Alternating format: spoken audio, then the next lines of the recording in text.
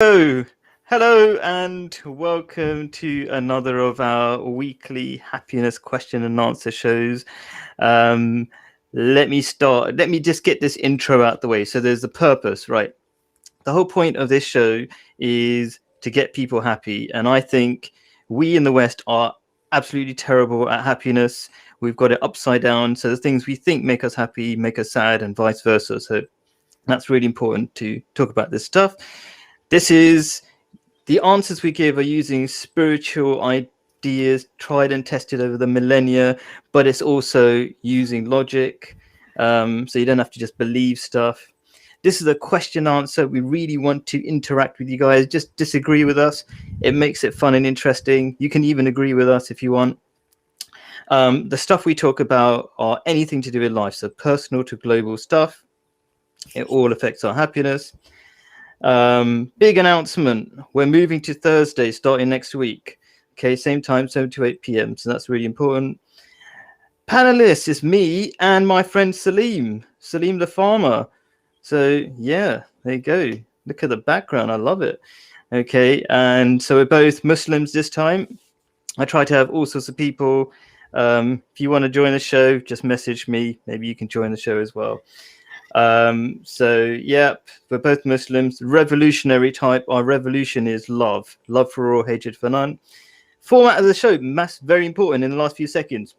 There's going to be 2 halves.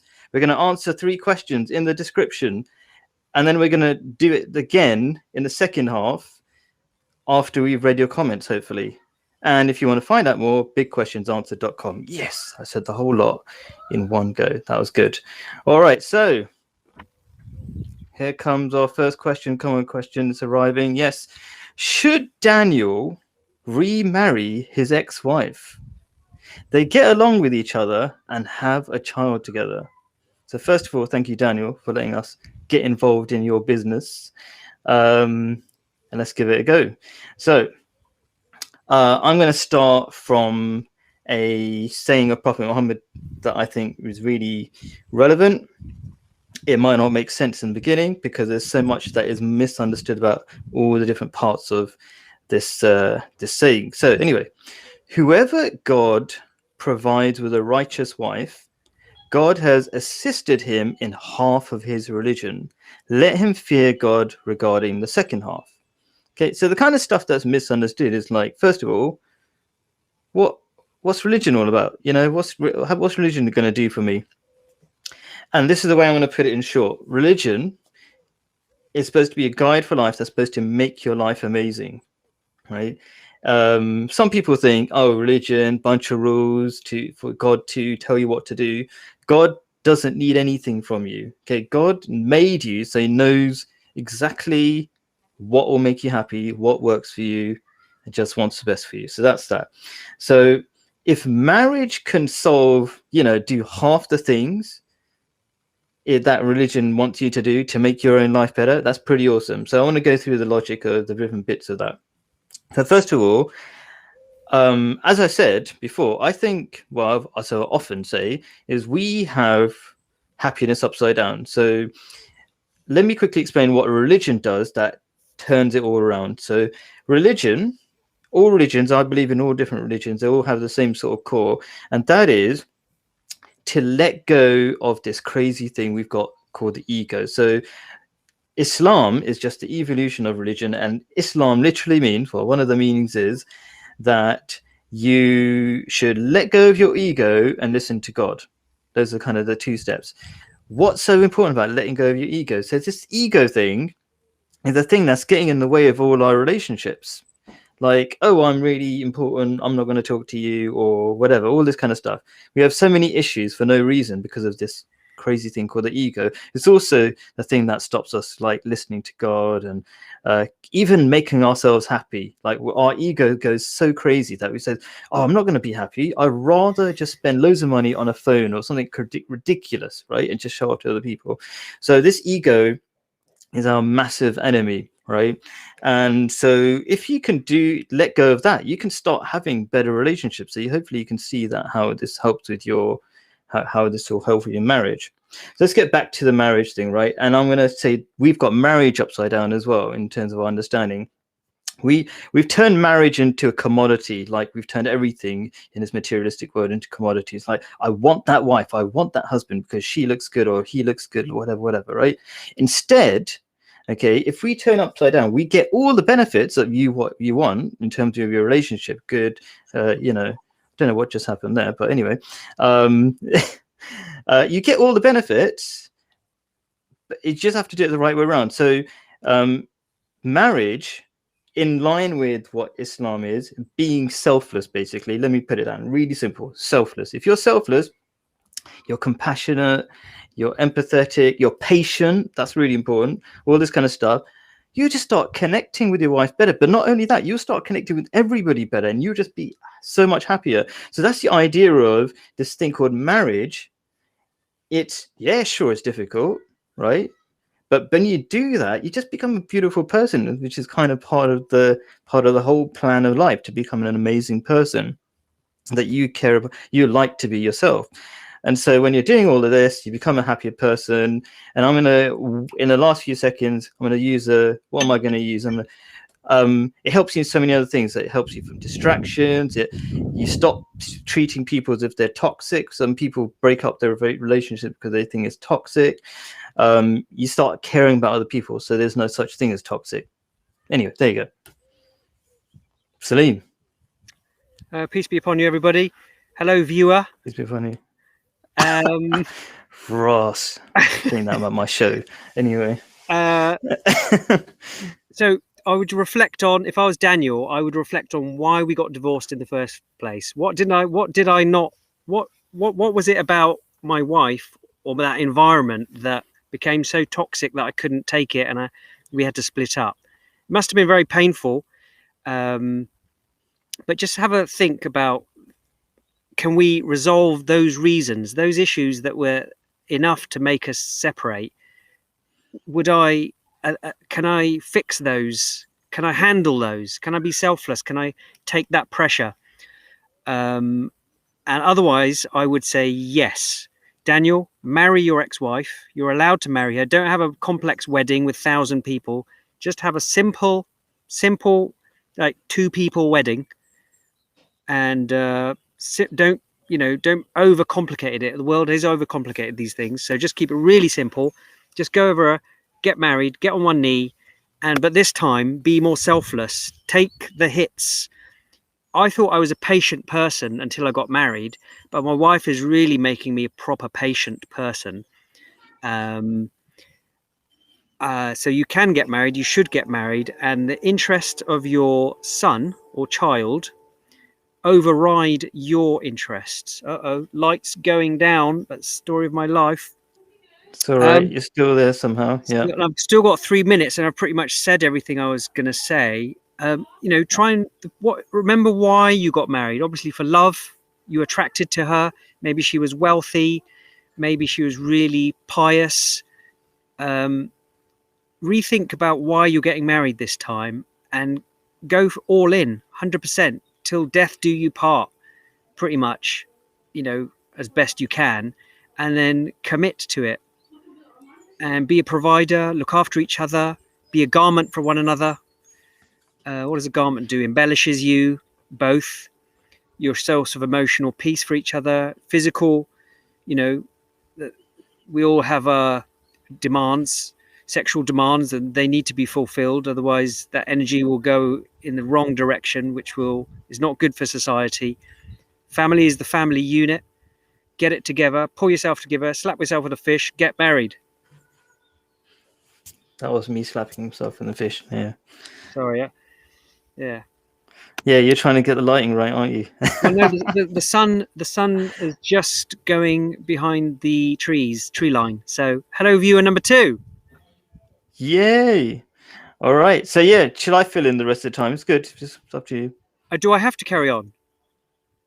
We can have fun. You struggling if you like, or you just keep going. Yeah, no. Going. Actually, yeah, no. You jump in there, please. You got stuff? Okay, cool. So I'm gonna pick up on loads of stuff that Salim was saying. I love it the way you started. It was awesome, down to earth, and I was just like, "Here's the thing you should do." But I like Salim the way he was talking. It's good.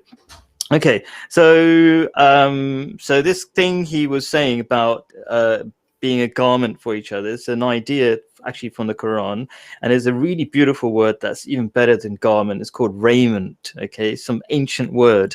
It just means like beautiful clothing. So I'll quickly go into that. I'm not sure if it would explain much, but the idea is that when describing the husband and wife relationship, you're described in the Quran as a garment for each other. So you're protecting each other from harmful effects of society, but also you make each other beautiful. So how do you make each other beautiful? Like Salim was saying, it's gone somewhere. It's like Salim was saying, his wife was making him patient. My wife makes me patient. We make each other patient. We make each other beautiful. And that's kind of the whole point of life, to become a beautiful creature. Because once you understand the bigger picture of life, which is life doesn't stop at the end of this life, it just keeps going. Like there was a life when you were in the womb and you thought that was it. Then you got out of there and you say, oh, there's another life. And then it just keeps going, right? And each stage is a development, and you only are happy when you're developing. So anyway, well, guys, we'll come back to this question in the second half. Please throw in your comments, disagree, agree, all that kind of stuff. So next one, the existence of God is not subjective. You can have your own opinions, but says you can't have your own facts. That's what it's supposed to say. All right, there we go. There was something had to go wrong. Okay. And that's a quote from Ricky Gervais, who is an atheist comedian. He'd like to think he's a comedian first. Okay, so here are my thoughts. Let me go to my little notes on it, if I've made any. Yeah. Okay, so try to start with some sort of quote, because I'm rubbish at that, so I'm going to do that first. And this is from the Quran. And in the alternation of night and day, and the provision that God or Allah sends down from heaven, whereby he quickens the earth, that means brings it back to life after its death, and in the changing of the winds are signs for people who try to understand. So let's unpack that. This is something that when I went to Salim's farm the other day, or maybe the other week, he started explaining to me. So I'm going to try to see how much I remembered. Okay. So the alternation, why would the alternation of night and day be a sign for the existence of God? Right. So if the earth didn't spin around, so you get night and day, you can correct me, Salim, if I'm wrong, yeah? As it's going round the sun, if it did not spin, we would have one hot side, completely burnt out probably, and one frozen side, which wouldn't be much good either. So basically, we would all be dead. So it's just one of the things in that verse I quoted. And if you put it all together, it's like how many amazing things are happening to keep you alive. So I think I'll just pick one more. How God sends down rain from the heavens, right? And brings everything back to life. Just the fact that there's this water cycle that cleans your water. Just remember how heavy water is. It's 1 cubic meter is a ton. It's really hard to move this stuff around, right? And the clouds are doing it for you. And they're not only doing it, they're just cleaning stuff out for you. So it's just an amazing thing. And just realize that it makes it really difficult not to realize God exists. So that's the answer. So, but that's one answer. But I feel like there's a lot behind what Ricky Gervais is saying, and I sympathize with Ricky Gervais. So Ricky Gervais is basically assuming that there's no evidence to believe in God. And I'm saying, Ricky, maybe you're, from what you've seen, like I've been talking to some Christians and they tell me definitely the universe has only been around for 6,000 years. That's what the Bible says. Science is wrong. And if I was Ricky and that's all I'd heard, right, I'll be like, I could understand. I'll be like, okay, fine. God doesn't exist if that has to be the truth. But what I'm saying is that's not reality. So the Quran actually talks about, there being black holes. It definitely does not say 6,000 years old at all. So completely in line with science. In fact, it brought science to Europe.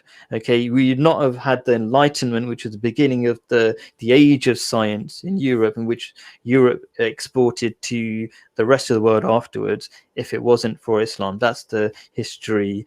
You can check it up. It's a bit of history that you might not have heard of because it's totally wiped out of the history books until more recently people started finding out about it. Maybe check out Al-Andalus.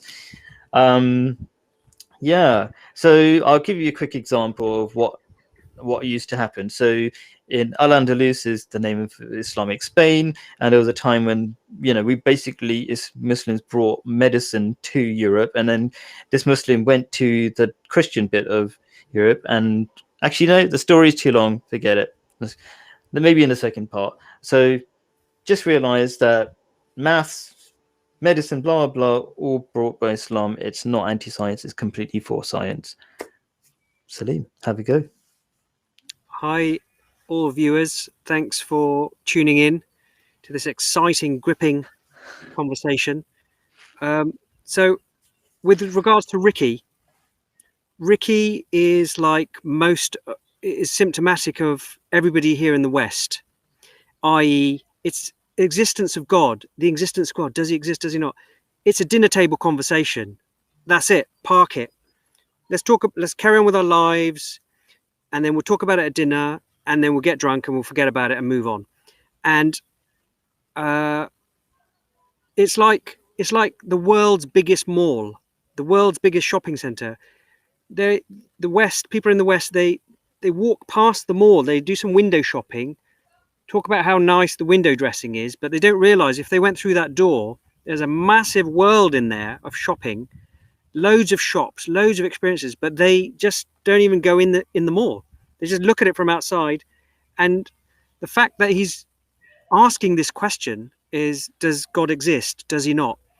That is symptomatic. That's another reason God exists. God's put that question in everybody, every human, every intelligent human has that question innately inside them. Their conscious is saying to them, God exists. And they're saying, does God exist? Oh no. And they walk past the shop, they never go in. So you know, so that's the initial problem. They're not going into the shop, they're not getting involved.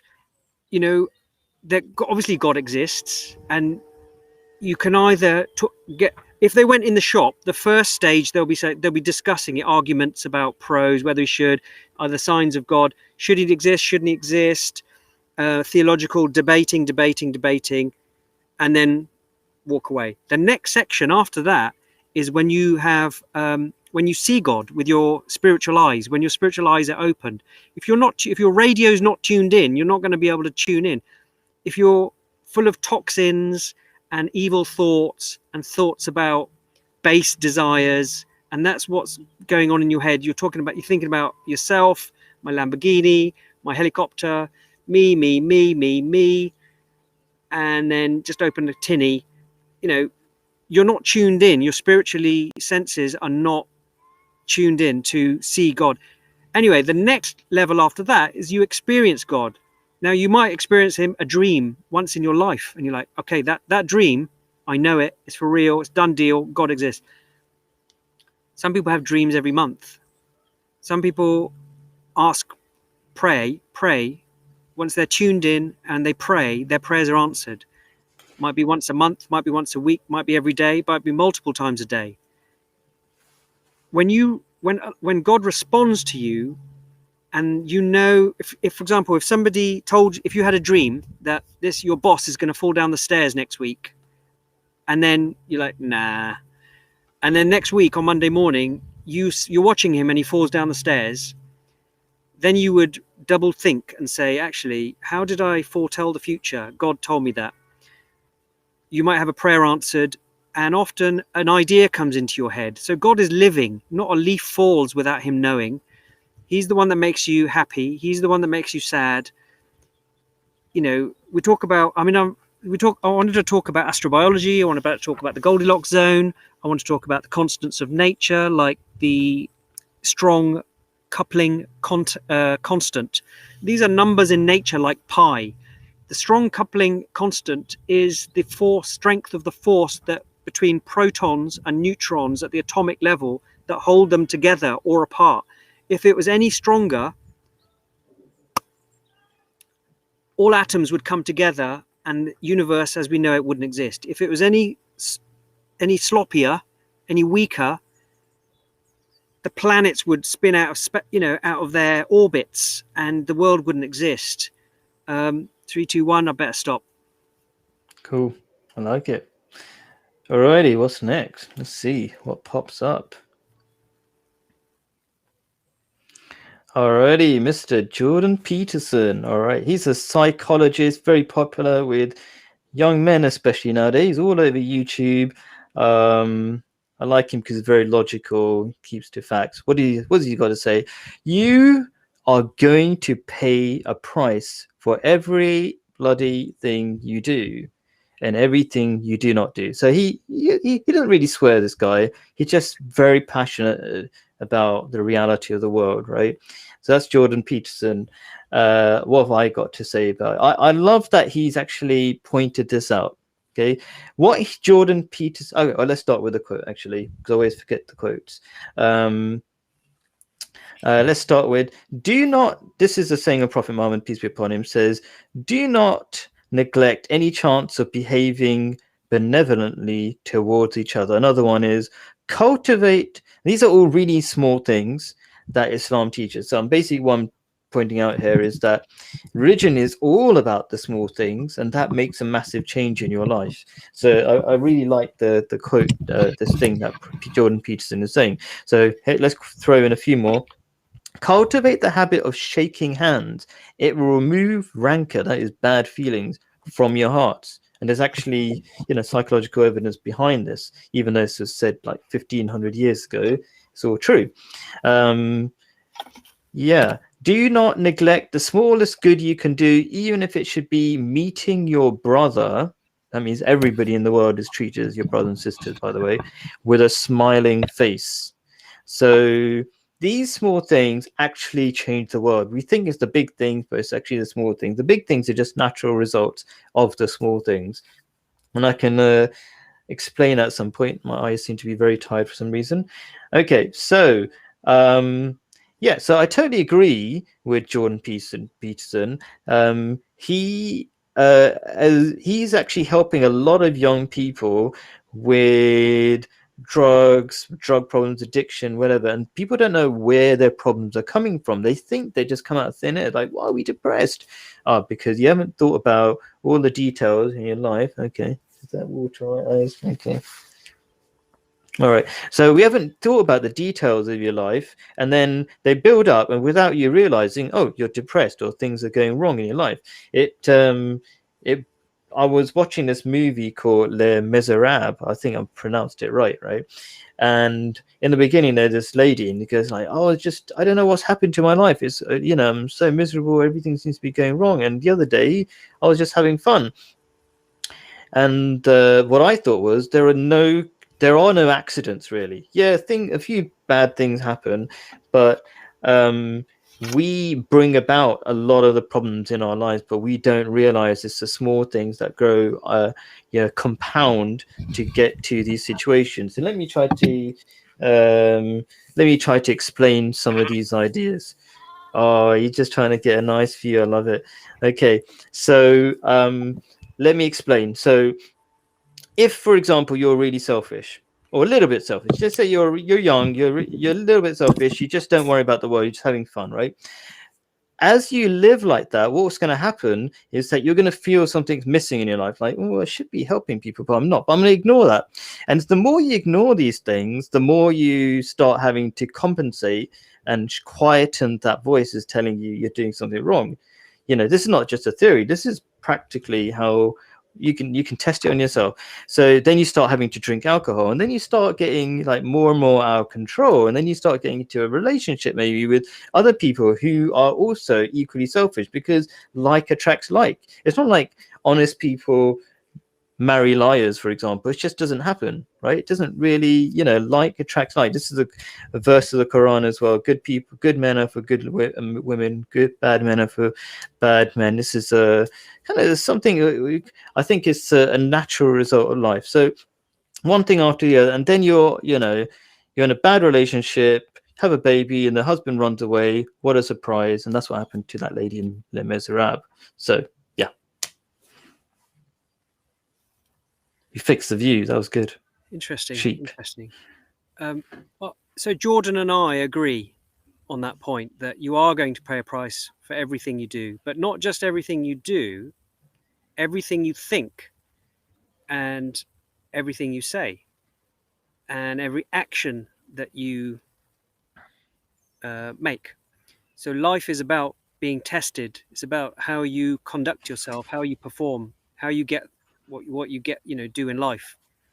And as in Gladiator, they said, what you do in life resonates in heaven. And this life is a reflection. Echoes in eternity. Sorry, I shouldn't. In eternity. Sorry, say again. What is it, Khalid? What you do in life echoes in eternity. That was an epic quote from Gladiator. That was just too good. Sorry, go on. Perfect. Agreed. This life is a reflection of heaven. Is a reflection of what you do, say, think, and heaven obviously is concurrent in the same space and time as this material world. Anyway, back to, you are going to pay a price. Everything's recorded. You know about cookies on your internet, on your laptop. Cookies record your favorites, what sites you go to. Google Analytics and artificial intelligence will tell you that, will show you ads for, merino wool sweaters, because it knows that's what you like. So everything is being recorded. In the Quran, it talks about the angels that record everything you do. You are responsible for your actions. There's a theory that a butterfly flaps its wings in China and a storm occurs in Europe. So everything every action has a reaction. It's the law of nature. The data is stored, but in the same way, if you were driving along and there was a branch of a tree overhanging the road and you just drove round it, you are not fulfilling your responsibility. That's an inaction. So it's not just about what you do, it's what you don't do, what you don't say. If you don't say to your child, I love you, and hug them every day, then that inaction will have an effect on the child. That branch that's overhanging the tree, or some rubbish that's in the road, if that road has a responsibility, a right on you for you to sort it out. Pick it up, move it out of the way. So through life, all these small actions and thoughts, if you're just thinking negative thoughts, then through life that builds up. If you're thinking positively, if you're living a beautiful life, having beautiful thoughts, being kind, considerate to others. So imagine there's 6 steps. The first step is that you're burning everything around you, you're burning your environment, you're killing, pillaging, and other things. So that's the lowest level of action. Then the next one is that you do a bit of killing and a bit of pillaging, but it's not affecting that many people. It's just affecting just those around you. So then that's the next level of badness. Then the third level of badness is where you just do bad things that affect yourself. So that's the rung 3 of naughtiness. And then you've got the middle layer. And then step 1 is you do good things and it just affects you. The second thing is you do good things and they affect those people around you. And then the highest level of virtue is where you're magnanimous in your thoughts, your actions, and they affect everybody around you. So yeah, what you say and do does affect those around you. And you've got your 6 options. Which of those are you going to go for? Roll the dice. Well, don't roll the dice, because obviously... Choose the good ones. That's what you mean. Choose the good ones. Be excellent to one another. Live a beautiful life. Cool.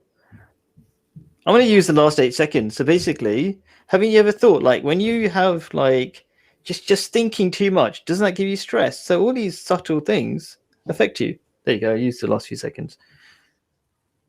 Yeah, don't worry. I know you're a silhouette, but it's okay. The scenery's really good. No, because the sun's just gone over the Yeah, I know. It's all right. We risked it. We risked You know it. what? At I'll just least get you out of the way got. and you can just enjoy the view. That's better. Look, there you go. Just make it go really low. I think it'll be better. I think it'll work. Don't worry if they see your sand, your bare feet or something. Okay. Oh, look at that. Sorted. Okay, so back to the first question. Should Daniel remarry his ex-wife? They get along with each other and have a child together. So now it's in green. That means we're in stage 2. In theory, you know, there would have been comments, whatever. Don't worry if you haven't got any comments about it. We're just going to say what we were going to say, right? So there are a couple of things that... So I roughly explained in my first part that selflessness is going to make you super happy, and this is actually what's been shown more and more in psychological studies. Like there's a great I'm a big fan of TED Talks. There's one that says how money can buy you happiness, and they basically showed that the way to buy happiness is to spend it on other people. Okay, so yeah, selflessness, really good way of generally being happy, and that's what I was roughly saying. And if you start thinking like that, you will start building up all sorts of levels of happiness for yourself. Like when you're being selfless, right, what happens is that you're just kind to somebody. Now, guess what's going to happen? They're going to be kind to you. If you're, instead of staying in your room watching your old Netflix being selfish, you know, you knock on the neighbor's door and you say hello, whatever, and you actually become really happy. So I'm a big fan of the old tourism videos, what do they call it? You know, traveling around the world type of videos. And the people go around, what people love the most is the people. Okay, when they go traveling, they want to know the people, and they want to know the kind of people in poorer places where they're just saying hello to each other. So that kind of stuff is the stuff that really makes you happy. It's kind of going back to what we were talking about in the Jordan Peterson section, where it's the small stuff that is the big stuff, as it were. And the big stuff kind of you just forget about it, really. You think it's going to change your life, but actually you just get used to it really quickly. I bought this £1,000 phone. Oh, that's amazing. Oh, okay, boring now. I want the next one.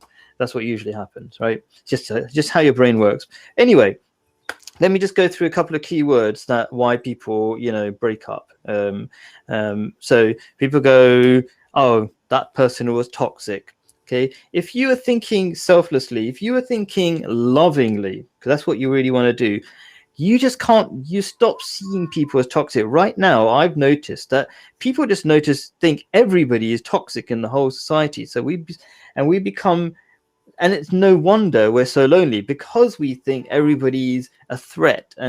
But if you start thinking of people lovingly, then you start realizing we're all brothers and sisters, right? There was this beautiful quote from Carl Sagan. He's our what's that thing? You know, look at stars and all that kind of stuff, right? What's the word? Astronomer, that's the one. And he's famous for this thing where he there's a picture of Earth which looks like a blue dot, and he goes, look, we're all on this little blue dot and we're all fighting each other. What's going on? Like, isn't it crazy? Shouldn't we all be brothers and sisters, chilling out with each other, not fighting and all this kind of stuff? So that's how we should think. When you start loving each other and being nice to each other, then all this kind of this idea of being toxic goes away, and then you can get along with each other. So if you must have felt, you know, before the divorce, Daniel, that she was toxic, she might have thought you were toxic, blah, blah, blah. If you come back to it and realizing, you know what, you're getting along really nicely, and maybe if you come with this position of being selfless, you're just going to get 100 times more back when you think like that. Let me just throw in one more keyword. What was it on my list? I want space. Right, that's another version of people being toxic. You don't need space. Actually, the people who live the longest are the ones who don't have space. It's called the blue zones, where people live over 100 years. They're the ones who live in multi-generational households. Cool. Okay, it's over to me. Yeah. So are we talking about relationship? We're talking about how to have a successful relationship. I think space is important. I think that for example, if you value each other more, if you have a break from each other, if that's good, if that works for the relationship, if that's good for everybody, if you feel more appreciated, that once you come back every week, you feel loved, looked after and loved, then if that works for you, then do it. If that, I'd say go away, take a break from each other every year, a week or two, then you'll appreciate each other more. I think that spending quality time with one another helps, but spending quality time away from one another helps. I haven't got too much more really to add on relationships. I'm not very good with humans, and so I can take it anytime you feel like, but I want you to go through some pain a little bit because it would just be entertaining for everybody. I know. Yeah, no, I could warble And I love along. your style anyway. I wish that my mouth just came out with nuggets of gold information that everybody would be like, wow, he's a sage. He knows. But I think that's life. Part of life is making mistakes and a bit of suffering, a bit of toughening, a bit of character building to make you who you are. If I hadn't have been kicked out of X, Y, and Z and lost this and lost that, then I wouldn't value my second or my third wife. Actually, no, not my third wife. I'm still on my second wife. But you know what I mean. It's just numbers, right? I mean, no, it's not. He was worried that this was going to happen. He's gonna say something. It's going to be permanently on YouTube now. I know we've got all 4 people watching. Peace be upon you from me. Yeah. And my first and last show, so I'll make the most of it. I'll try and keep it entertaining. No, we will want you back over and over for this. Don't worry. It'll only get better, I think.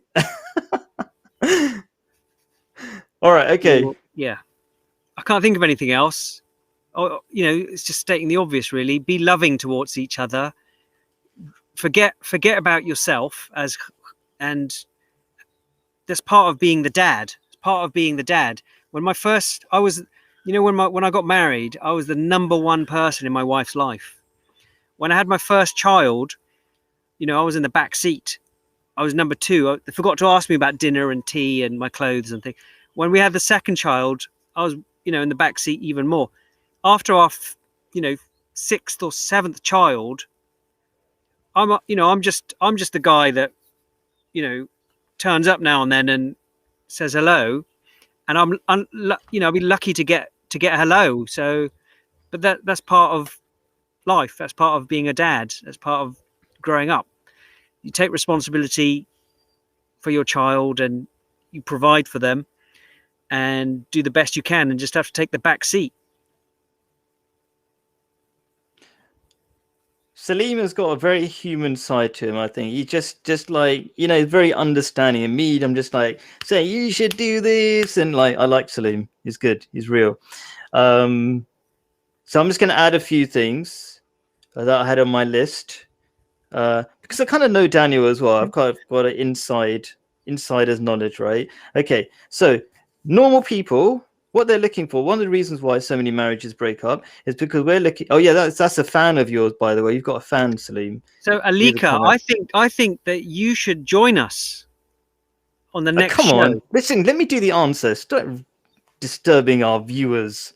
She's supporting you anyway. So some people say, "Oh, my wife's not that hot." There's a hotter person on the other side of, green grass is greener on the other side. If you stop shopping around and you're mentally, you realize that she is the hottest person in the world. This is called what I call the office romance effect. I'm going into the green, whatever time. Why do you suddenly fall in love with a person in your office? Because you just give them all your attention. Suddenly they become the hottest person in the world. So anyway, that's the end of that one. Someday. Cool. Yes, you are welcome, Alika. You are welcome anytime. Anyway, if you feel like it. Right. So let me stop pressing buttons and answer the question. Right. So The existence of God is not subjective. You can have your own opinions, but you can't have your own facts.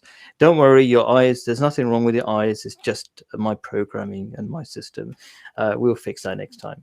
So, as I was saying before, science is not at odds with Islam, at least, right? So, I totally understand if you were worried that if Mr. Ricky Gervais and the rest of the atheist world, you're saying, like, oh no, you know, God can't be real because science is, I mean, religion is saying. So, you've got in the Bible, for example, religion is saying the universe is 6,000 years old or something. Sorry, not 6,000 years old. What am I talking about?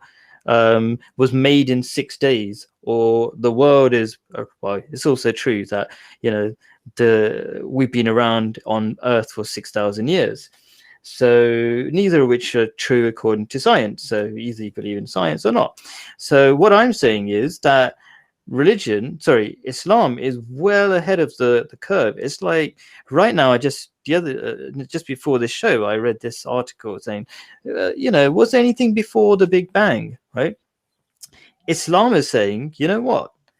Not only are there black holes, not only was there a Big Bang, but this whole cycle happened over and over again. It's like way ahead of time, right?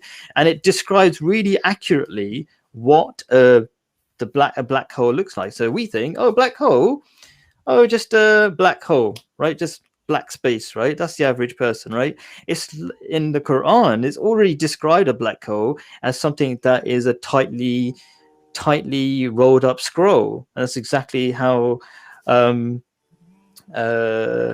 black hole looks like. So, and you might think, for example, the other day I thought, the world, that's just a ball shape. Even that's a little bit wrong. Okay, in the Quran, it actually describes the earth the shape of an Arabian ostrich egg. You're like, what? So how does an Arabian ostrich egg look like? So actually, it looks like slightly squished.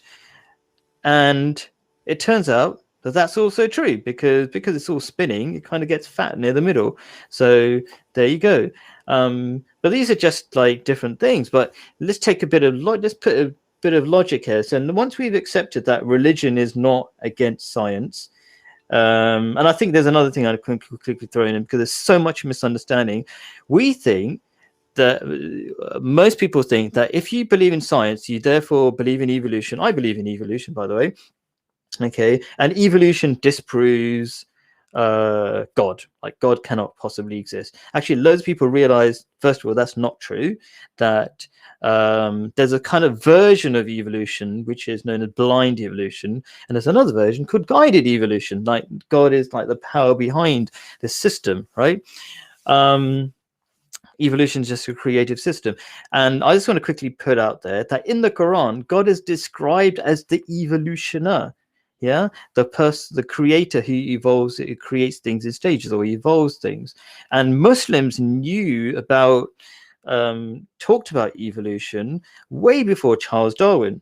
Okay, evolution does not disprove God's existence.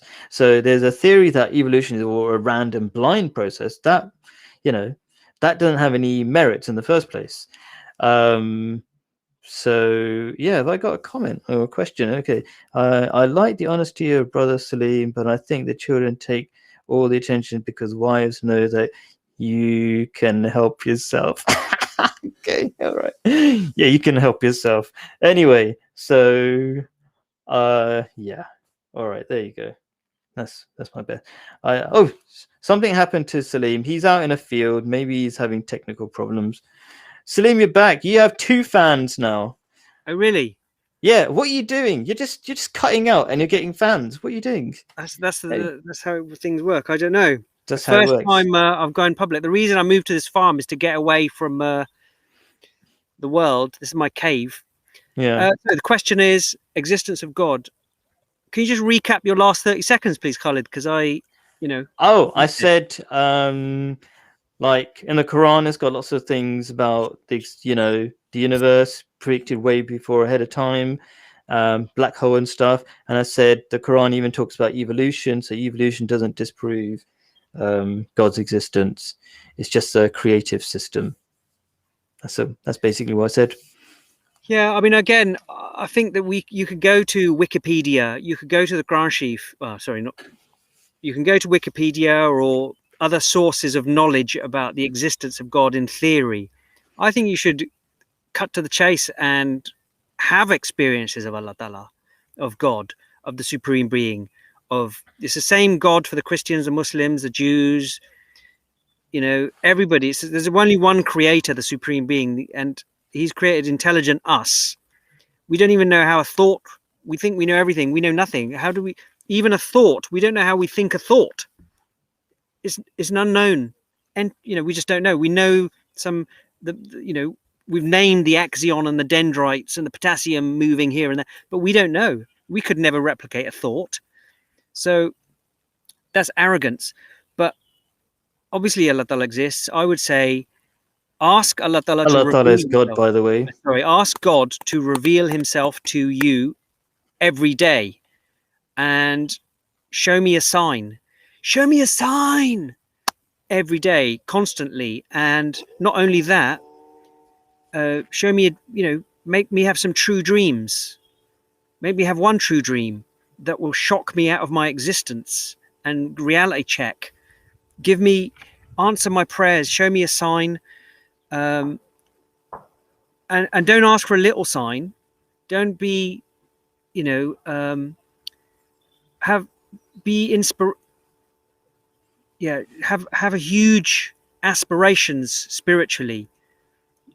We're built to reach super high standards spiritually. So dream big. Dream big in terms of your spiritual plans, and ask Allah Ta'ala to reveal himself to you. And obviously he's very loving, he's very kind, he's very gracious, all-knowing, and he knows what's best for you. Often I've asked for things from God, and I've had a lot of prayers answered, and then I was like, that Porsche, you know what, after all that, it wasn't that great for me.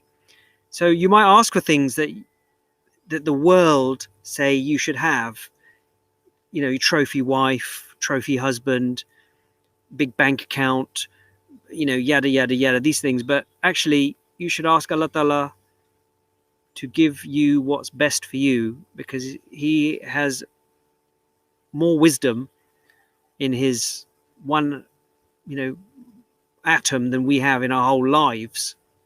Who could plan ahead the Goldilocks zone and the ozone layer and the, chlorophyll and deoxyribonucleic acid and etc. You couldn't imagine these things. You couldn't dream these things, and not just to make the molecule as a one-off, but to have it interact and have messenger RNA. And what I'm finding is scientists say the deeper they can see using electron microscopes and so on, the more order there is. And chaos is the opposite of order, which you would expect if things were left without someone who molded it and guided it. And cool, I love it. All right, you are going to pay the price for every bloody thing you do and everything you do not. So I think I try to focus on some of the positive things. So every small thing you do can have a really positively change your life, and all the small things can also negatively affect your life. I love trying to do quotes. I'm going to throw in a quote, then I'm going to start talking again. So when a person eats sparingly, he fills in his inside with light. So just stuffing your face, you might think that's no big deal, but actually you will notice, especially people who fast and control their eating habits, they will realize that it makes them so much more happier. They feel as if they're lighter, more in tune with things. Like you can try this kind of stuff yourself, right? Psychologists will tell you that one of the reasons why we eat so much is we're trying to dull the feeling of pain, that of the emptiness in our lives. So it's not like an empty theory. So that's just a small thing that I want to throw in there. Another thing I want to talk about is how small things lead to massive things. So there's this theory of 1% better, or there's a really fancy name for it. It's like accumulate. I can't remember what it was. And the top sports people, the most effective people in the world, use this technique. So you might say something is really small, but these people who are really super successful, what they do is they focus on making something 1% better every day. This is exactly in line with the teachings of Islam, because in Islam there's a saying of Prophet Muhammad, peace be upon him, who says, focus on doing things consistently, even if it's a small action, is better than doing something really big. So I can't remember the exact quote, but basically it says that. So let me give you an example of how this has a massive effect on your life. So there was this manager of the British cycling team, and he said, like, this is my thing, just improve everything by 1%. You know, get your pillow. So he went to this team who goes on tour. Like, when you're on tour, just make your pillow a bit more comfortable, change your whatever, just to, you know, all these things 1% better, right? This British cycling team for about 100 years never won anything. Okay, within 3 years they basically won all the biggest events like Tour de France. They kept on winning it all year after year. Like, how? Right? And they won like most of the gold medals for cycling after, like, I don't know, 3-4 years in the Olympics, right? So we think the people who are not that successful, they think that the small things don't matter, but the really successful people realize it is the small things that are the big things. They're the things that change everything. They're the ones that are the building blocks for everything that makes you successful. Yeah, so I just love these quotes from Prophet Muhammad, and these are very much in line with, because we've got Alika, I'm going to throw in some Christianity as well, right? Because believe in that as well. Okay, so there's a quote that I love from Jesus. He said that people cannot see the you can correct me, Alika, right? It goes something like, people cannot see the boulders in their own eyes, but they see the small rocks in other people's eyes, something like that. Basically, people find small faults in other people. They cannot see the big faults in themselves. You just focus on yourself and look at all the details, and you improve your life in a huge amount. Another one that I love from Prophet Muhammad is, peace be upon him, and I should say Jesus, peace be upon him as well. Backbiting is like eating your dead brother. So in the office, the staple of conversation is to make fun of the person who's not in the office, right? That's backbiting. And in Islam, it's considered such a massive, ugly, disgusting thing, as if you're eating your dead brother. And if you let go of that, society would be so much better. Anyway, your turn, Salim. So obviously I went for a walk there so I could have a view, to keep your viewers a bit entertained, and hope they can see what action's going on around. All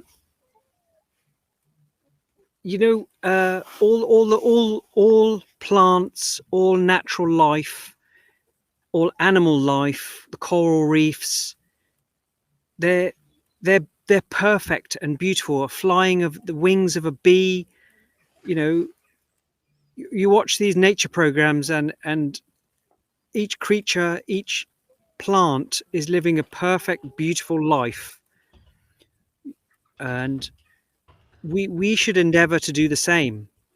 And the Quran, scripture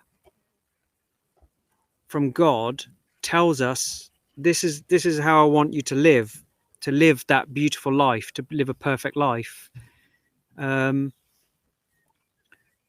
And most often it's common sense to speak the truth, to be loving, not to do evil, not to hurt others. Yeah, I mean, it's in the Torah, in the Bible, in the Quran, in the Bhagavad Gita, in the Buddhist scripture. It was all essentially messages from God about how to live an excellent life, live a perfect, beautiful existence. We all make mistakes, and but we just have to learn from them and keep going. Sorry. So No, you don't have to sheep. excuse the Bible. I mean, not the Bible. What am I talking about? Because I was talking to Alika. You don't have to excuse the sheep. They're good. Carry on. I like the sheep background noise. Yeah, it's kicking off. The sheep are kicking off in the back. So anyway, don't worry about that. It's a bit distraction. So yeah, but you say you pay a price. Also, you get rewarded abundantly. If you do one good thing, you probably get like 100 good things back.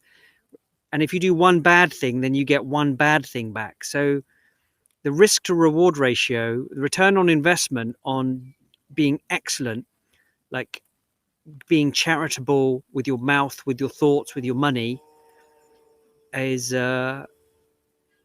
unbelievable. So for financial, in my experience, my financial success is directly related to how much money I give away. To the point where you might say, you know what, I'm going to give away £10 this year, or next year you say, well, you know what, I'm going to give away 10% of my income, and you keep increasing it, and you'll never run out. God has never let that money go to waste. I think, I don't know if it's the Quran or the Bible where it says for every it's like the reward is like the wheat 10 times more. the Oh, wheat. okay, sorry. You know how many corns of wheat there are in a blade of, oh, here we go, that's handy, there's one right there. So you can see for every single seed there's a lot of payback. So that's the financial rewards. But what beyond financial rewards, we want spiritual rewards. We want connection, communication with God, and the fruits, the spiritual fruits that we eat, that we want, that is heaven. Manna from heaven. And that is what our eternity, our soul for eternity, will be dwelling on and reflecting on. So if you've had 100 experiences of God, then that's what you'll be reflecting on. That'll be your head start in heaven. Whereas if you still haven't even gone in the shop, you're still just talking about whether God exists, then you haven't had the experiences, and that will be quite a dry life, and that's why maybe you'll become miserable. Thank you. We are at the end. We made it to the end, Salim. You're looking like George Clooney for some reason. I don't know why. We'll have to just pause this later on. But anyway, thank you very much, everybody. I love the participation. Aliko, like, you're a regular. It's awesome. Thank you very much. Salim, taking time out. He was like, I just said, Salim, do you want to do this? And he said, yeah. So I love that. And thank you very much, my wife, Khalid, joining in. I love that. And everybody, thank you very much. And have a great week. Bye. Assalamu alaikum. Peace be upon you. Bye-bye.